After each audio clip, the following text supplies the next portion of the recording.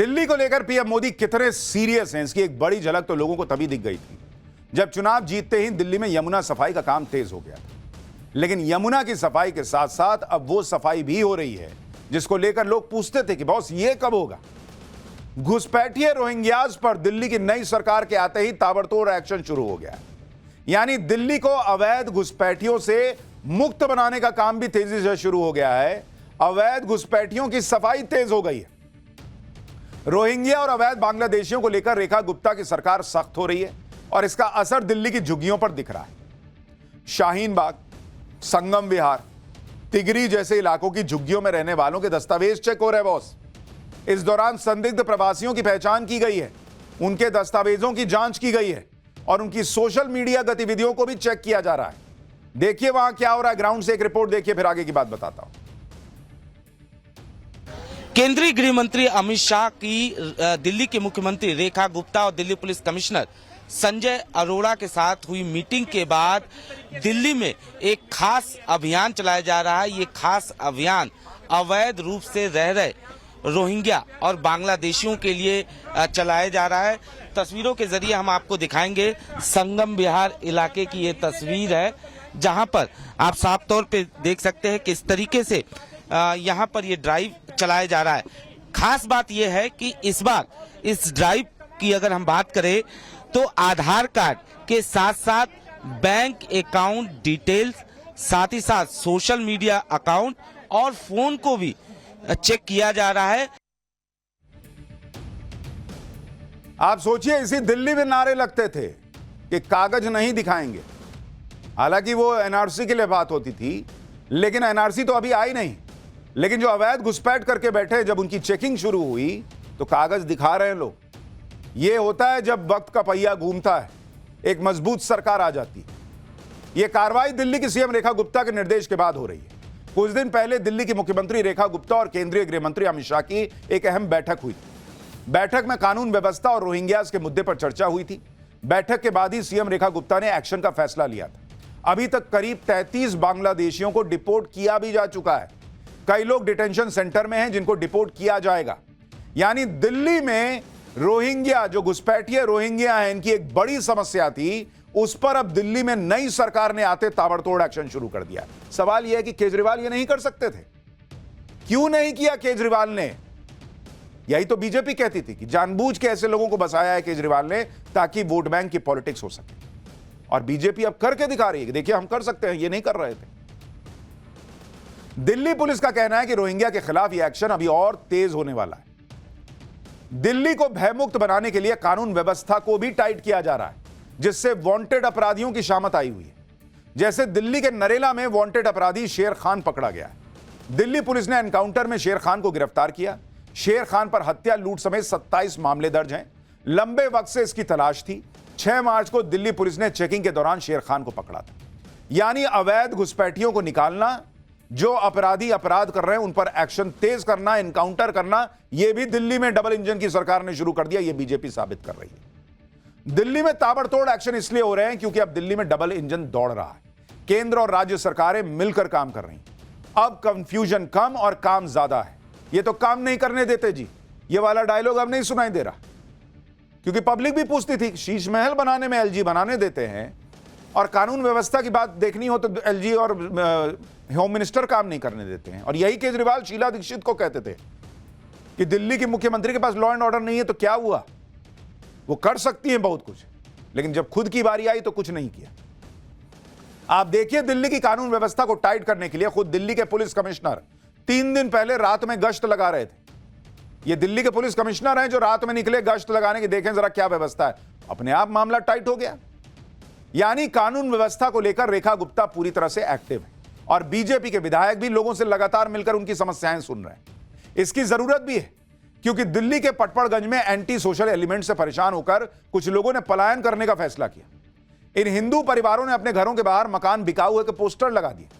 इसका पता चलते ही पटपड़गंज से बीजेपी के विधायक रविंदर नेगी इन लोगों के घर गए। मकान बिकाऊ वाले हैं, पोस्टर फाड़ दिए। उन्होंने कहा कि अरे बॉस, कहां जा रहे हैं आप? कोई मकान बिकाऊ नहीं है, यहां कोई डरने की जरूरत नहीं है, यहीं रहना है आपको। रविंदर नेगी ने कहा कि भारत हम लोगों का देश है और हम यहां से पलायन करके कहां जाएंगे। जिन लोगों को परेशानी है वो यहां से जाएंगे।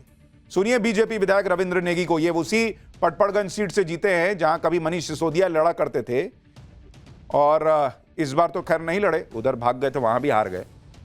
लेकिन वहां की हालत देखिए। संदेश ये देना चाहता हूं कि आपको जरूरत क्या है मकान बेचने की। हम कानून और संविधान को मानते हैं, हम कानून के तहत काम कर रहे हैं। जो कोई गलत चीज कर रहा है तो जरूर उसके कानून के तहत कार्रवाई होगी, और कार्रवाई 100% होगी। हमें जरूरत क्या है ये मकानों के आगे हमें बिकाऊ लिखने की? कोई प्लान करने की जरूरत ही नहीं है। हिंदुस्तान में प्लान करके कहाँ जाएंगे हम लोग? हमारा देश है ये भाई, भारत हमारा देश है, हिंदुस्तान हमारा देश है, हिंदुओं का देश है। हम कहाँ जाएंगे? हम यहीं रहेंगे। क्या दिक्कत है? किसी को अगर परेशानी है वो जाएगा, जिसको हमसे परेशानी है वो भागेगा। हम क्यों भागेंगे? दिल्ली में पीएम मोदी का एक और विजन हकीकत बन रहा है। पीएम मोदी कई बार कह चुके हैं कि देश में गुलामी के प्रतीकों को नहीं होना चाहिए। देश का इतिहास इतना समृद्ध है, फिर भी देश में कुछ लोग हैं जो गुलामी की मानसिकता से जकड़े हुए हैं। इसलिए पीएम मोदी ने 11 सालों में धीरे धीरे उन सब निशानियों को हटाया जो मुगल काल या ब्रिटिश राज की याद दिलाते हैं। इसमें शहरों का नाम बदलना भी शामिल है। लेकिन अब भी कुछ ऐसी चीजें हैं जिसे बदला जाना बाकी है। जैसे दिल्ली में औरंगजेब और तुगलक के नाम पर सड़कें, लेकिन अब आक्रांताओं के नाम पर बनी सड़कों का नाम बदलने की भी शुरुआत हो चुकी है।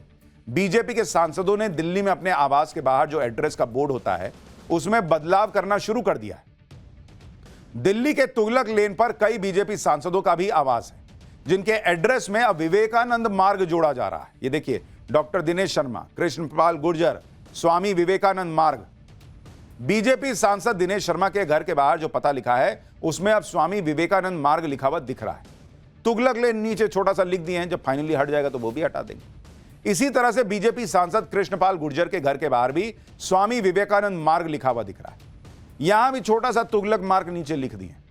यहीं पर इंडियन नेवी के वाइस एडमिरल किरण देशमुख का भी सरकारी आवास है। यहां भी एड्रेस बोर्ड पर स्वामी विवेकानंद मार्ग लिखा हुआ दिखता है। जरा देखिए क्या बदलाव आ रहा है। 1325 में मोहम्मद बिन तुगलक दिल्ली की सत्ता पर सल्तनत पर काबिज हुआ था। अब तुगलक ने ऐसा क्या किया था कि उसके नाम पर यहां की सड़कों का नाम या किसी जगह का नाम रखा जाए? तो इतिहास बताता है कि तुगलक ने सिर्फ अत्याचार किया था। तुगलक ने हिंदुस्तानियों पर, सनातनियों पर और भारतवर्ष के लोगों पर सिर्फ अत्याचार किए थे। इसके अलावा इससे ज्यादा उसकी कोई और भूमिका नजर नहीं आती है। लिहाजा ऐसे नामों को, ऐसे जंजीरों को तोड़कर आगे क्यों ना बढ़ा जाए, और उसकी शुरुआत डॉक्टर दिनेश शर्मा ने की, जो कि सांसद है राज्यसभा के। उन्होंने आप यह भी देखिए कि जिस तुगलक के नाम पर भारत में सड़कों के नाम रखे गए हैं वो भारत का है भी नहीं। तुगलक वंश के लोग मध्य एशिया से भारत आए थे। भारत से उनका कोई संबंध नहीं। दिल्ली पर राज करने के साथ साथ भारत को जमकर लूटा। तो तुगलक ऐसा कोई महापुरुष भी नहीं है जिसके नाम पर सालों बाद भी सड़क रखी जाए। बीजेपी सांसद दिनेश शर्मा ने कहा कि कई मुस्लिम इतिहासकार खुद तुगलक को अत्याचारी बताते हैं। एक बार दिनेश शर्मा को भी सुनिए। अरब के या दूसरे देशों के मुस्लिम इतिहासकार रहे हैं, उन्होंने इसे पागल, क्रूर शासक कहा है। और क्रूर शासक का मतलब यह था इसने तमाम गैर जो मुस्लिम थे उनके साथ में जो इनका व्यवहार था वो अलग तरीके का था, और अपने लोगों के साथ भी इसका अत्याचार का क्रम था वो कम नहीं था। तमाम मुस्लिम वर्ग ने ही इसका विरोध बड़े पैमाने पर किया। भाई बात सिर्फ तुगलक रोड का नाम बदलने की नहीं है, बल्कि अब तो देश में अलग अलग इलाकों से मुगल कालीन नामों को बदलने की डिमांड होने लगी है। दिल्ली के नजफगढ़ का नाम नाहरगढ़ करने की मांग हो रही है। मेरठ का नाम अग्रसेन नगर करने की मांग हो रही है। अलीगढ़ का नाम हरिगढ़ करने की मांग की जा रही है। फर्रुखाबाद का नाम पांचाल नगर करने की मांग है। आजमगढ़ को आर्यगढ़ करने की मांग की जा रही है। संभल का नाम कल्की नगर करने की मांग तेज हो गई। मुजफ्फरनगर का नाम लक्ष्मी नगर करने की मांग उठी। इसके अलावा कई और शहर इस लिस्ट में हैं जिनके नाम को बदलने की मांग स्थानीय लोग लंबे समय से कर रहे हैं।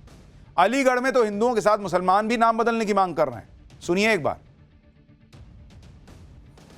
नाम बदलना चाहिए। ये देश हिंदुस्तानियों का देश है, प्रत्येक हिंदू का देश है, प्रत्येक भारतवासी का देश है। मुगलों को ढोने की आवश्यकता इस देश में नहीं है। विदेशी आक्रांता थे, वो हमारे देश में बड़े पैमाने पर लूट खसोट की, बड़े पैमाने पर धर्मांतरण किया। इतिहास के अंदर एक काला धब्बा है। पहले जो नाम हुआ करते थे उन्हीं नामों को अंग्रेजों ने या मुगल कालीन शासन ने बदल दिया, तो वो गलत है। अब यहाँ कोई उसकी चीज़ की आवश्यकता नहीं है। बिल्कुल ये सही बात है कि जब हमारी पहचान ही नहीं होगी, हमारी सांस्कृतिक पहचान जो है उसको बरकरार रखे जाने की आवश्यकता है, ना कि हम दूसरों की पहचान को लेकर अपने साथ चलें।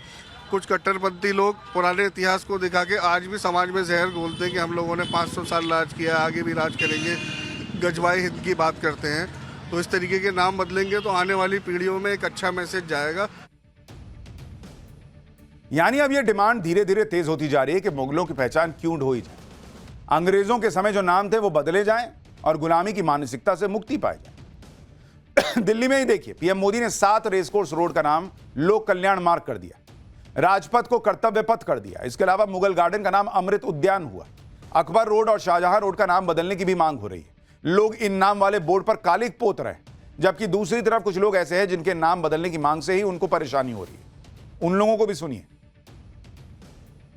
करें कितना बदला सकते हैं, तारीख को तो नहीं बदला सकते। ये तो मुगलों की हिस्ट्री खत्म करना चाहते थे, वो तो बदल नहीं सकते। देखिए, इस राजनीति से गुजरात और हिंदुस्तान की जनता को क्या मिलेगा? खाली पड़े सरकारी पदों में भर्ती हो जाएगी, किसानों का कर्जा माफ हो जाएगा, मुल्क में जो कॉर्पोरेट लूट चल रही है वो मिट जाएगी, दलित आदिवासी ओबीसी को आत्मसम्मान मिल जाएगा, जाति जनगणना हो जाएगी, किसानों को एमएसपी मिल जाएगा, ड्रग्स का काला कारोबार मुल्क में जो शुरू हुआ है मोदी जी के शासन में वो खत्म हो जाएगा, कुछ नहीं होगा। तो असली मुद्दों पर बात नहीं ही करना। जब कुछ ही नहीं होना है तो हो जाने दो, हटाओ अकबर का नाम, हटाओ औरंगजेब रोड का नाम, बदलो। जब कुछ नहीं होना है तो फिर इतनी आग क्यों लगती है इन लोगों को?